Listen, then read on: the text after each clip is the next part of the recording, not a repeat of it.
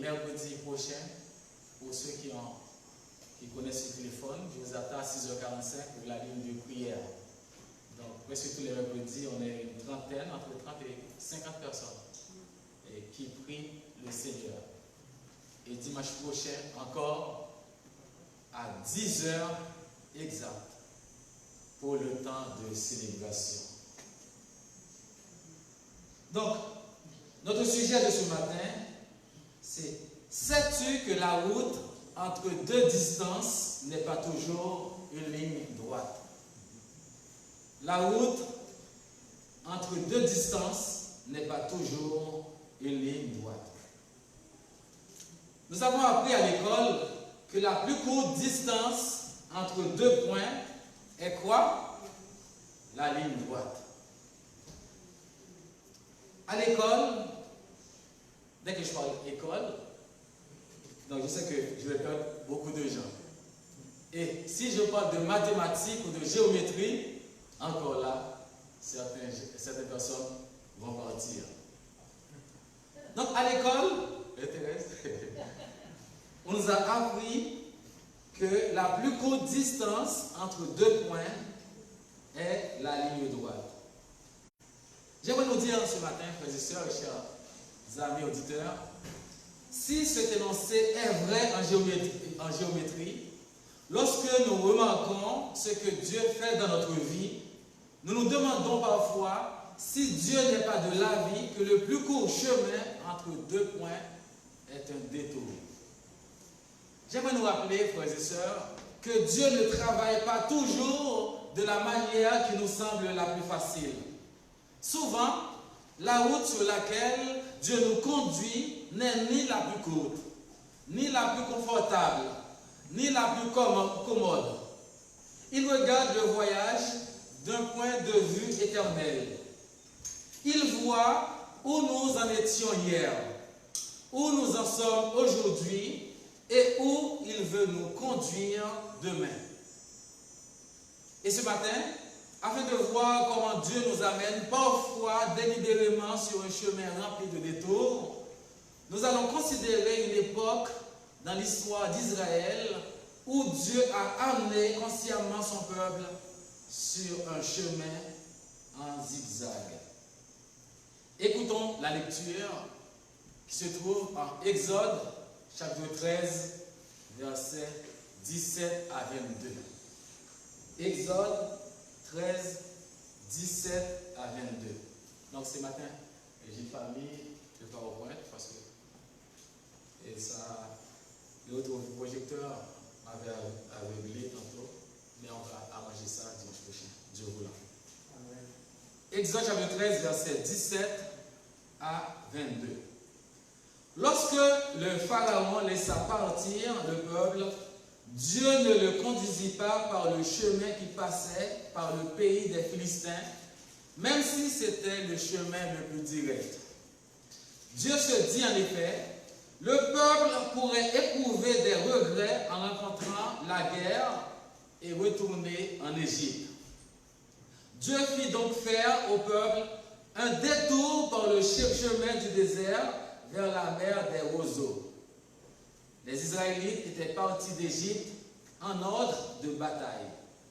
Et Moïse avait pris avec lui les ossements de Joseph, car ce dernier l'avait fait jurer aux fils d'Israël en disant « Quand Dieu interviendra pour vous, vous ferez remonter mes ossements loin d'ici avec vous. » Ils partirent de Sukkot et campèrent à Étam, à l'extrémité du désert.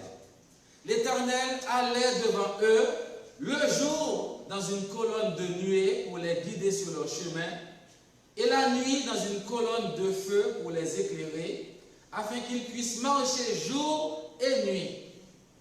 La colonne de nuée ne se retirait pas de devant le peuple pendant le jour, ni la colonne de feu pendant la nuit. Prions, frères et sœurs. Père, merci pour ta parole. Nous avons besoin de toi, parce que sans toi, nous ne pouvons rien faire. Parle, Seigneur, tes serviteurs et tes servantes t'écoutent. Et merci de ce que tu nous exauces toujours. Par Jésus-Christ, je te prie. Amen. Amen. Considérons un peu le contexte de ce passage. Les enfants d'Israël étaient esclaves en Égypte sous la direction de Pharaon, un nouveau roi qui n'avait pas connu Joseph, ni ce que Dieu avait fait pour son pays. Dieu avait envoyé Moïse et Aaron chez Pharaon pour délivrer les Israélites des 400 années d'esclavage en Égypte.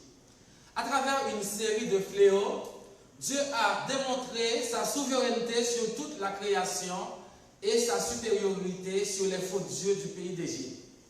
Après la 10e plaie, où seuls les premiers-nés de chaque famille égyptienne et de leur bétail sont morts, Pharaon accepta finalement de laisser partir le peuple d'Israël en direction de Canaan, la terre promise. Mais au lieu d'aller par le chemin le plus direct, Dieu les envoie dans un long détour. Et la question que je nous pose ce matin, sais-tu que la route entre deux distances n'est pas toujours une ligne droite?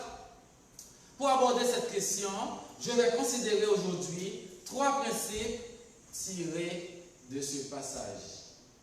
Premier principe, parfois Dieu nous fait délibérément prendre un détour. Versets 17 et 18. Deuxième principe, Dieu nous fait prendre un détour pour former notre caractère. 19, 20. Troisième et dernier principe, Dieu nous fait prendre un détour et nous promet de nous accompagner tout au long de ce détour. Versets 21 et 22. Passons à notre premier point. Parfois, Dieu nous fait délibérément prendre un détour. Verset 17 d'Exode chapitre 13. Lorsque Pharaon laissa aller le peuple, Dieu ne le conduisit pas par le chemin du pays des Philistins, quoique le plus proche. Car Dieu dit, le peuple pourrait se repentir en voyant la guerre et retourner en Égypte. Mais Dieu fit faire au peuple un détour par le chemin du désert vers la mer Rouge. Les enfants d'Israël montèrent en armes hors du pays d'Égypte. Nous pouvons nous poser la question suivante. Pourquoi Dieu a-t-il conduit les Israélites à travers le désert alors qu'il y avait un chemin plus rapide? Verset 17. Dieu ne le conduisit point par le chemin du pays des Philistins, quoique le plus proche. Le chemin le plus court de l'Égypte à Canaan était une route sablonneuse et désertique. Donc c'était un axe commercial international qui partait de Goshen, longe la côte méditerranéenne, traversait le territoire des Philistins et pénétrait en Canaan. Les Israélites auraient pu faire le voyage en 2 ou 3 semaines en empruntant ce chemin. Mais Dieu ne les a pas conduits sur l'itinéraire le plus facile et le plus commode. Au lieu de cela, Dieu les a amenés faire un plus long voyage. Dieu savait que par le chemin le plus court, les Israélites allaient rencontrer la guerre pour se rendre en Canaan. Cette guerre allait être un obstacle trop grand pour eux. Dieu fait prendre un détour au peuple pour lui épargner la guerre et la tentation de retourner en Égypte. Verset 17b. Car Dieu dit, le peuple pourrait se repentir en voyant la guerre et retourner en Égypte.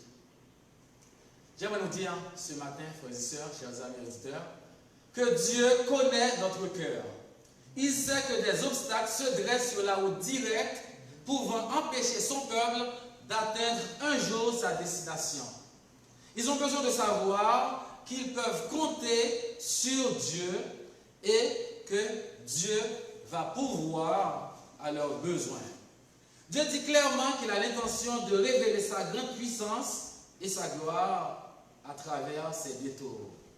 Pourquoi? Parce qu'au chapitre 14 d'Exode, donc nous voyons que Dieu va accomplir une œuvre merveilleuse pour eux. Conduire les Israélites à travers la mer Rouge, comme sur la terre ferme, et détruire Pharaon et son armée. Dieu va pourvoir à leurs besoins par des moyens qu'ils n'auraient jamais imaginés. Il va leur donner de la manne comme nourriture.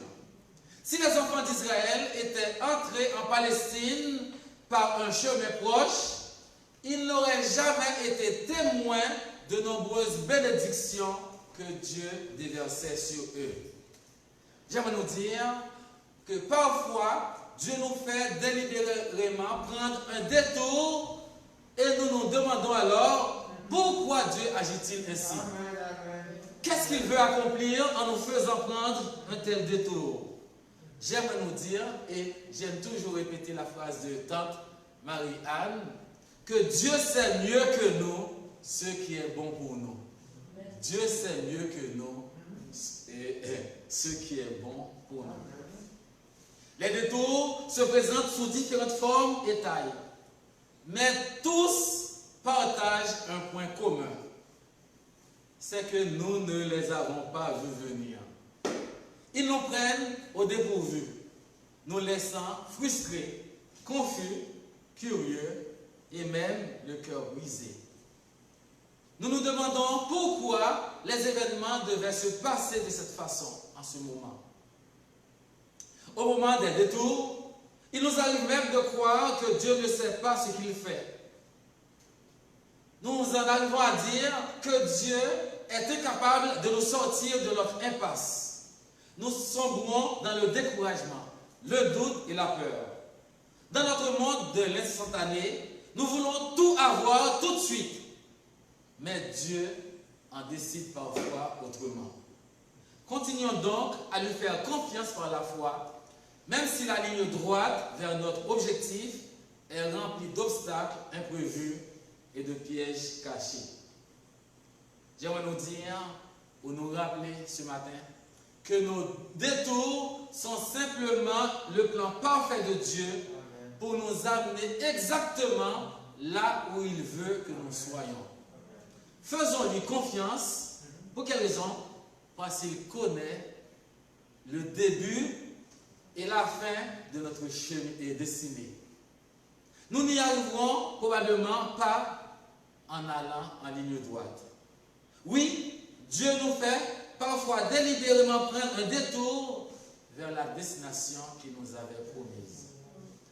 Passons à notre deuxième point. Dieu nous fait prendre un détour pour former notre caractère. Je vais vous lire Deutéronome chapitre 8, versets 2 à 4. Deutéronome 8, versets 2 à 4. Souviens-toi de tout le chemin que l'Éternel, ton Dieu, t'a fait faire pendant ces 40 années dans le désert, afin de t'humilier et de savoir quelles étaient les dispositions de ton cœur et si tu garderais ou non ses commandements. Verset 3 de Deutéronome 8. L'Éternel t'a humilié, il t'a fait souffrir de la faim et il t'a nourri de la manne que tu ne connaissais pas et que n'avaient pas connu tes pères, afin de t'apprendre que l'homme ne vit pas de pain seulement, mais que l'homme vit de tout ce qui sort de la bouche de Dieu. Verset 4. J'aime bien le verset 4 de Deutéronome 8. Écoutons bien ce verset. Ton vêtement ne s'est point usé sur toi, et ton pied ne s'est point enflé pendant ces 40 années. On se demande si Yellow était là, cette compagnie aurait fait faillite. Imaginons un instant que mon vêtement ne s'est point usé sur moi et mes chaussures non plus pendant ces 40 années dans le désert. Mais quel est le but de Dieu en permettant les expériences du désert? La réponse nous est donnée 3 fois en Deutéronome 8, verset 2. Afin de t'humilier. Verset 3. Afin de t'humilier. Verset 16. Verset 14. Prends garde que ton cœur ressemble et que tu n'oublies l'Éternel, ton Dieu, qui t'a fait sortir du pays d'Égypte, de la maison de servitude, qui t'a fait manger dans le désert la manne inconnue à tes pères, afin de t'humilier et de t'éprouver pour te faire ensuite du bien. Frères et sœurs, dans la vie, comme surtout sur la route, des détours existent parce que des travaux de construction ont lieu. Et lorsque nous sommes sur une autoroute et qu'il y a un détour, c'est généralement parce que les travailleurs essaient de réparer, construire, corriger ou améliorer quelque chose. Ou bien parfois, ils laissent les cônes jaunes, oranges, pensant qu'il y a un travail. On peut passer toute la fête de semaine, il n'y a pas aucun travail. Aucun travail. J'aimerais nous dire que de même, Dieu nous fera faire un détour parce qu'il construit quelque chose dans nos vies. Certes, les détours nous éloignent du chemin parce qu'ils nous font prendre plus de temps que prévu pour la durée du voyage. Mais ils sont nécessaires. Dieu ne s'intéresse plus à notre développement qu'à notre arrivée. Il connaît chacun de nous individuellement. Les détours qu'il va me faire prendre sont différents du détour qu'il va te faire prendre. Dieu sait ce dont nous avons besoin pour développer notre caractère et renforcer nos muscles spirituels afin d'aiguiser notre perspicacité et notre sagesse spirituelle. Bien que chacun de nos voyages semble différent, Dieu nous fait prendre des détours pour nous préparer aux choses, j'aime pas le mot chose, aux bénédictions qu'il a en réserve pour nous à l'avenir. Nous connaissons presque tous l'histoire de Joseph. Dieu a permis à Joseph d'être faussement accusé et emprisonné, selon Genèse chapitre 39, versets 7 à 20, afin de développer son caractère et de le transformer en un meilleur leader. Amen. Même si la plupart des détours sont difficiles et semblent comme si la vie empire, ces détours font vraiment partie du plan de Dieu pour nous préparer à notre avenir. Les voies de Dieu sont souvent au-delà de notre compréhension, mais il continue d'œuvrer dans nos vies pour sa gloire et notre bien. L'an dernier, je revenais de New Jersey pour des funérailles d'un parent. Donc, j'ai mis mon GPS qui m'a indiqué que le temps de New Jersey à Montréal est de 6h30. Donc, moi, de toute façon, c'est une route que je connais. Donc, je devais conduire quelqu'un à Angrignon. J'ai pris le pont Champlain l'an dernier. Mon GPS m'a indiqué exactement que le trajet allait durer 6h30. Cependant, il y avait de la construction sur le pont.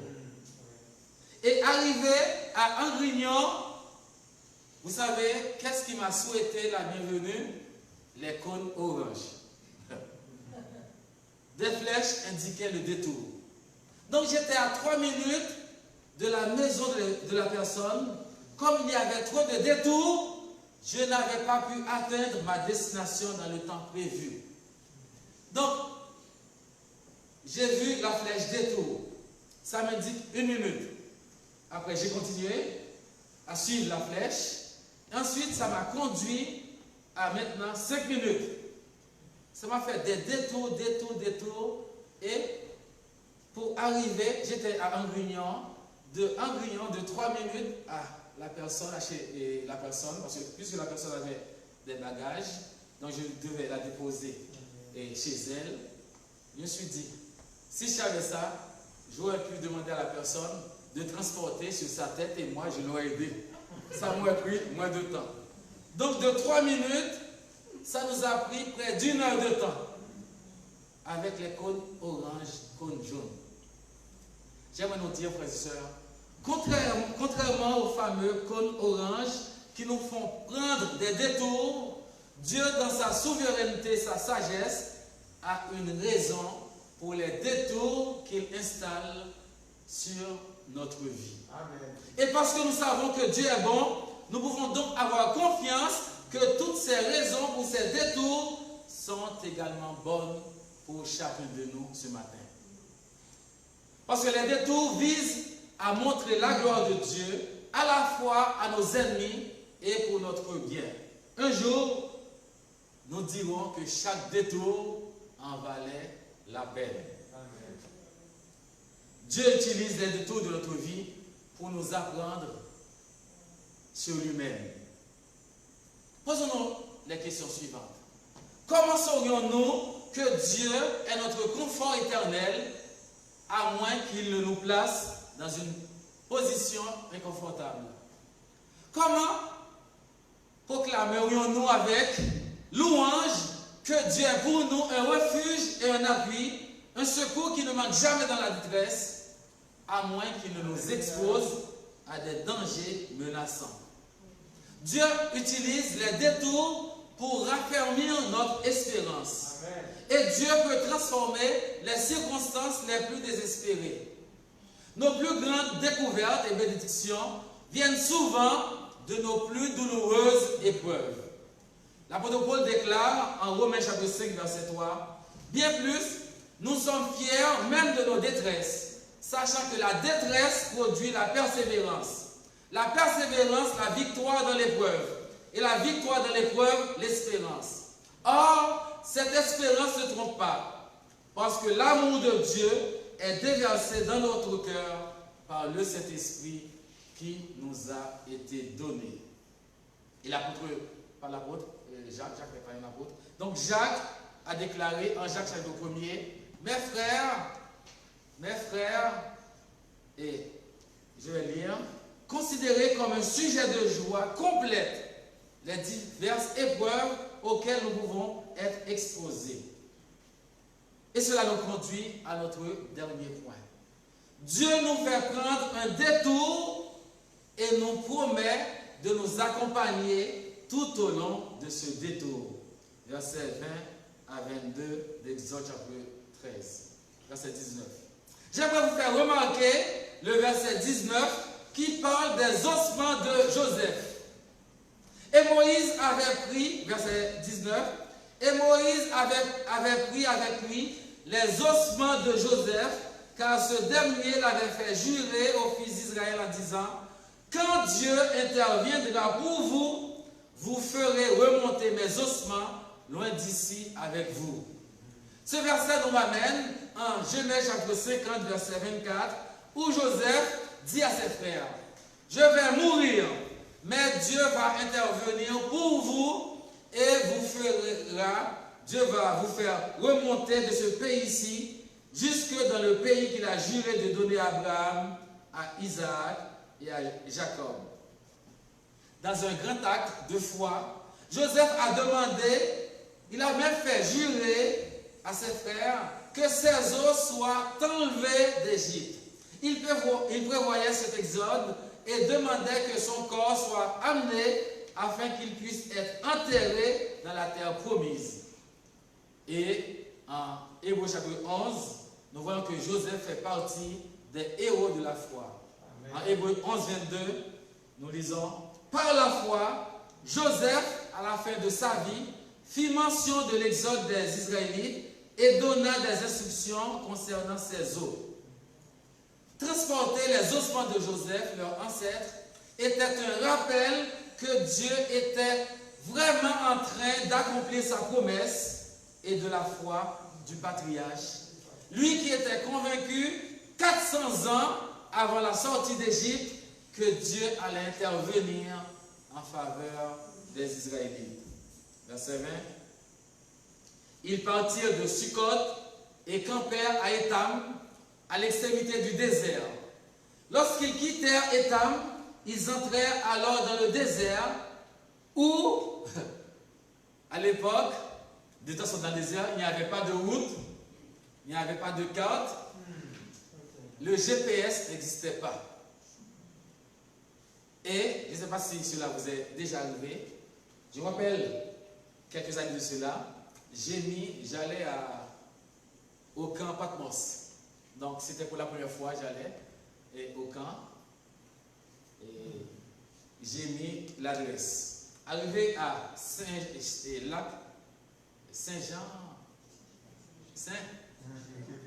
oui, Saint-Jean-sur-Richelieu, devant l'eau, le GPS m'a dit tout droit, continue tout droit. J'étais devant l'eau. Et je conduisais. Je me suis dit, c'était la voix de quelqu'un. J'ai dit, prends ma place, là tu vas tout droit.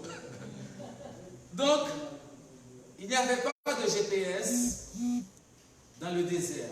Et la raison même pour laquelle les enfants d'Israël sont ici à Étam est un témoignage de la puissante présence de Dieu. Et quand ils entrèrent dans le désert, Dieu a accompagné personnellement son peuple sous la forme d'une colonne de nuit et le jour, de feu la nuit, selon les versets 21 et 22. L'Éternel allait devant eux le jour dans une colonne de nuée pour les guider sur leur chemin, et la nuit dans une colonne de feu pour les éclairer, afin qu'ils puissent marcher jour et nuit. Verset 22. La colonne de nuée ne se retirait pas de devant le peuple pendant le jour, ni la colonne de feu pendant la nuit. Donc, la colonne de nuée était la présence de leur Dieu, et elle demeura avec eux dans leur détour, jusqu'à ce qu'ils traversent le Jourdain et entrent en Canaan. Puis, elle disparut. Dieu était avec les Israélites à chaque étape du chemin, à chaque heure de la journée. Par conséquent, ils n'avaient rien à craindre, parce que Dieu les accompagnait. Et j'aimerais nous dire, frères et sœurs, de la même façon, Dieu est avec nous tous les jours de notre vie. Donc, nous n'avons aucune crainte. Aucune crainte. D'ailleurs, il nous dit, en Ésaïe 41, verset 10, « Ne crains rien, car je suis avec toi. Ne promène pas des regards inquiets, car je suis ton Dieu. Je te fortifie, je viens à ton secours et je te soutiens de ma droite triomphante. » Dieu manifestait sa présence continuellement par une colonne de nuée le jour et une colonne de feu la nuit. Cette colonne de nuée miraculeuse était pour les uns une nuée et des ténèbres, et pour les autres, elle éclairait la nuit. Et pendant leur détour, la nuit comme le jour, leur Dieu était visible. Cette colonne était leur Dieu qui les conduisait et leur servait de protection. De la même façon que le Seigneur leur a dit qu'il allait être avec eux, et il a manifesté sa présence par la colonne de feu et de nuée. De la même façon, le Seigneur nous dit en Hébreux 13, verset 5b, Dieu lui-même te dit, je ne te délaisserai point, je ne t'abandonnerai point, ne crains point, que peuvent me faire des hommes? Amen. Lorsqu'un détour semble menaçant ou déroutant, nous pouvons avoir toujours confiance que Dieu nous protège effectivement. Nos vies sont pilotées par celui qui voit clairement la voie à suivre et celui qui connaît très bien la route. D'ailleurs, il nous dit en Psaume 121 que Dieu nous garde, quoi? Quand? Du départ jusqu'à l'arrivée. Dieu est fidèle. Et ce qui est intéressant, c'est que celui qui nous garde du départ à l'arrivée nous accompagne pendant ce temps. Frères et sœurs, que peut nous faire un homme? Ne crains rien. Notre Seigneur ne prend jamais une mauvaise décision. Il ne nous conduit non plus sur le mauvais chemin. La présence de Dieu guidait son peuple et arrêtait les Égyptiens dans leur élan, alors qu'ils poursuivaient le peuple d'Israël, comme le montre le texte suivant. Je vais vous lire Exode chapitre 14, verset 10. Écoutez bien la lecture, j'aime bien. Donc, nous sommes en Exode chapitre 13. Dieu fait prendre un détour. Maintenant, le peuple arrive devant la mer Rouge. Qu'est-ce que le peuple voit? ils voient approcher Pharaon et son armée. Les Israélites levèrent les yeux et virent que les Égyptiens étaient en marche derrière eux. Ils éprouvèrent une grande frayeur et crièrent à l'Éternel. Ils dirent à Moïse, « Est-ce parce qu'il n'y avait pas de tombeau en Égypte que tu nous as amenés dans le désert pour y mourir? Que nous as-tu fait en nous faisant sortir d'Égypte? N'est-ce pas précisément ce que nous te disions en Égypte? Laisse-nous servir les Égyptiens, car nous préférons être esclaves des Égyptiens plutôt que de mourir dans le désert. » Verset 13. Moïse répondit au peuple, « N'ayez pas peur, restez en place et regardez la délivrance que l'Éternel va vous accorder aujourd'hui. En effet, les Égyptiens que vous voyez aujourd'hui, vous ne les verrez plus jamais. » Écoutez bien le verset 14. Je sais que beaucoup de nous connaissons le verset 14 d'Exode 14. Qu'est-ce que le verset 14 nous dit? L'Éternel combattra pour vous et vous gardez le silence. L'Éternel combattra pour vous et vous gardez le silence. Verset 19. L'ange de Dieu qui marchait devant le camp d'Israël quitta cette position et marcha derrière eux, et la colonne de nuée qui les précédait fit de même. Verset 20. Elle se plaça entre le camp des Égyptiens et le camp d'Israël. Cette nuée était obscure d'un côté et de l'autre. Elle éclairait la nuit. De toute la nuit, les deux camps ne s'approchèrent pas l'un de l'autre. Maintenant, verset 21.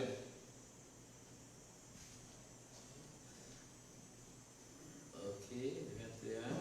Moïse étendit sa main sur la mer, et l'Éternel refoula la mer par un vent d'Orient qui souffla avec impétuosité toute la nuit.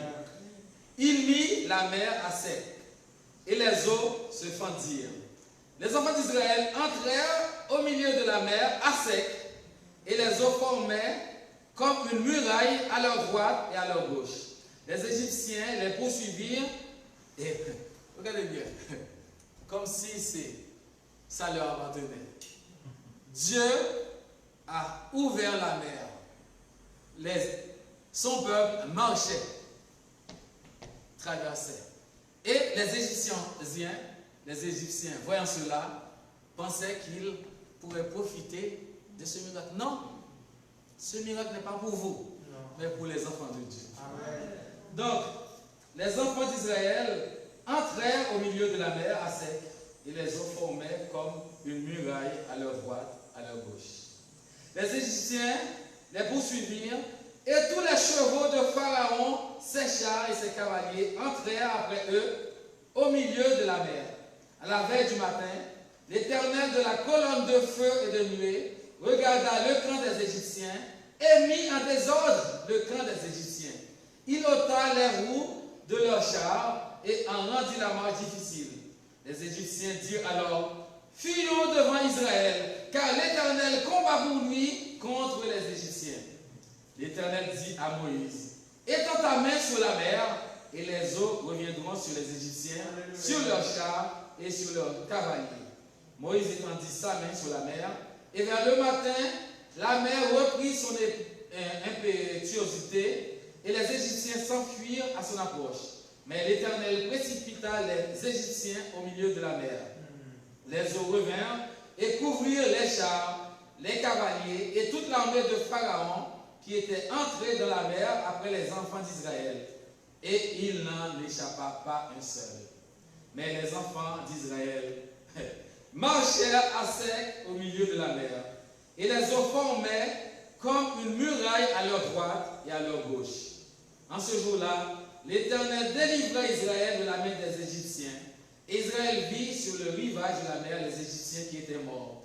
Israël vit la main puissante que l'Éternel avait dirigée contre les Égyptiens.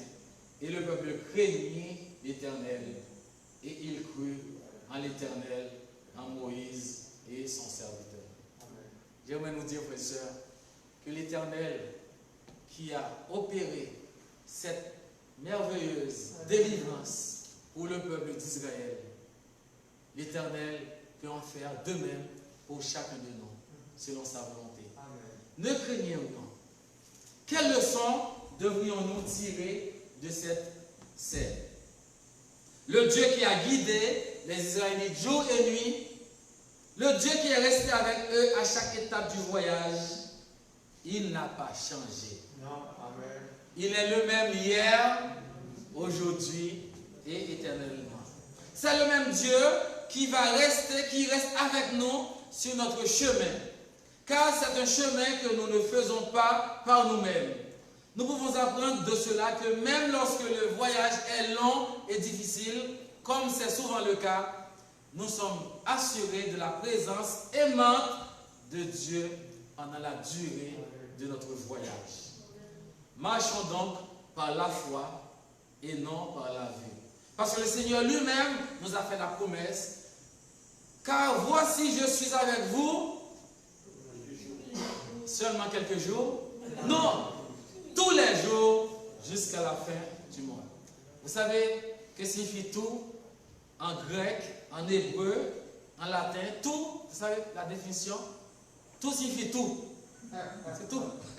Tous les jours, c'est tous les jours. Les jours de naissance comme les jours de mortalité. Les jours de joie et les jours de peine. D'ailleurs, j'aime bien ce verset que je cite souvent. C'est l'Éternel qui nous a fait cette promesse. En Deutéronome 31, verset 8. L'Éternel marchera lui-même devant toi. Il sera lui-même avec toi. Il ne te délaissera point. Il ne t'abandonnera point. Ne crains point et ne t'effraie point. Jean, Jacques, Jacqueline, Pierre, Pierrette. J'aimerais te rappeler que ta vie n'est pas soumise au hasard, ni à aucune force qui te serait hostile. Ce n'est même pas toi-même qui écris ton histoire, mais c'est Dieu. Amen. L'Éternel est l'auteur souverain de chaque épisode de ta vie.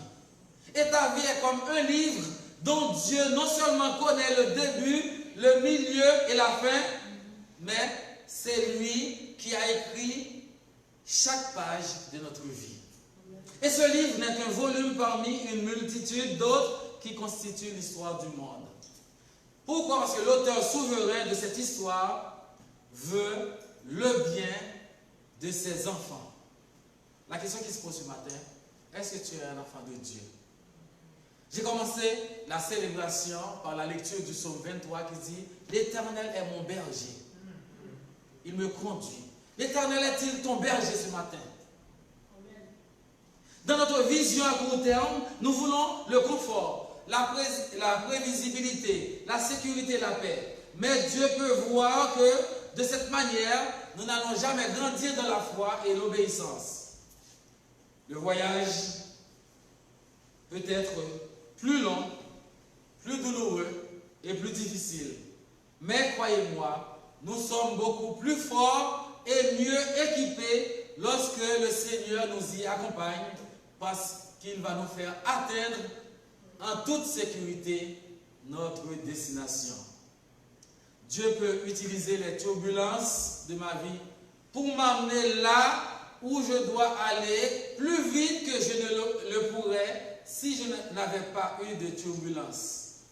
Dieu me place là où il veut que je sois, pas là où je veux être.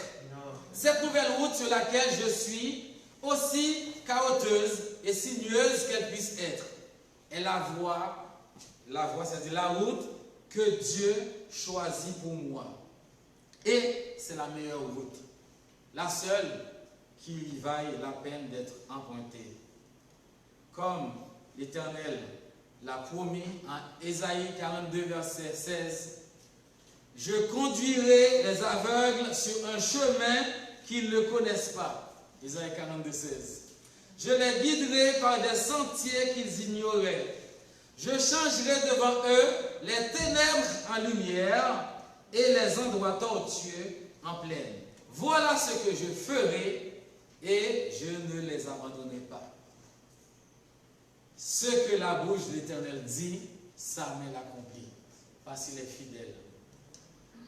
Chers amis, chers frères et sœurs dans le Seigneur, chers auditeurs, Aucune circonstance, aussi douloureuse soit-elle, ne doit pas ébranler ta conviction que Dieu a ses raisons pour les détours dans lesquels il nous conduit parfois. Dieu nous guide sur des chemins indirects afin qu'il reçoive les éloges, la louange, une fois la destination atteinte. Mais en attendant cette destination finale, rappelons-nous que parfois, Dieu nous fait délibérément prendre un détour. Dieu nous fait prendre un détour et nous promet de nous accompagner pendant ce détour. Et enfin, Dieu nous fait prendre un détour pour notre bien et pour notre croissance dans la grâce et dans la connaissance de notre Sauveur et Seigneur Jésus-Christ. À lui soit la gloire au siècle des siècles. Amen.